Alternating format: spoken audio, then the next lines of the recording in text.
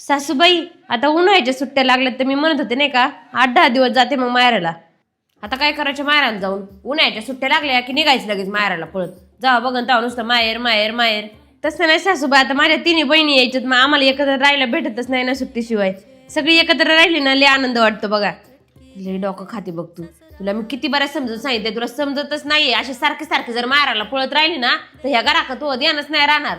जन्माचा उन्हाळ्याकडे काय गरज ते जायची? आपल्या इथे इशी पिशे चांगलं इथं आईश पैसे राहायचं तर लगेच नुसतं माहेराला पळायचं. नुसतं जरा कामादामाचं बघ जा. ठीक आहे.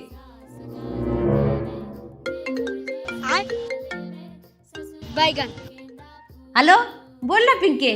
लागल्या का पोरांना उन्हाळ्याच्या सुट्ट्या? हा मम्मी लागल्या बघ उन्हाळ्याच्या सुट्ट्या. मी तेच विचार करत होते यावा का काय. अगं त्याच्यात काय विचार करायचे, तुझंच घर आहे, कवा येईन कवा जा. हा बघते यांना विचारून काय म्हणतात ते, मग येते. अगं ये होली एकत्र राहण्याची मजा येते, दुसरी काय येते का? आणि तुला तसं पण उन्हाळ्याच्या सुट्टीच राहायला भेटत आहे बाळा. इतर टायमेला कुठं वेळ आहे तुला, तरी तेवढाच आनंद तुला बी. सासूबाई, हो सासूबाई, ताईंचा फोन आहे का? मला त्यांना बोलायला. काय आता तू? हॅलो, हा ताई, म्हटलं तुम्हाला एक गोष्ट सांगायची होती. बहुतेक सासूबाई विसरले असतील तुम्हाला बोलायला. काय हो?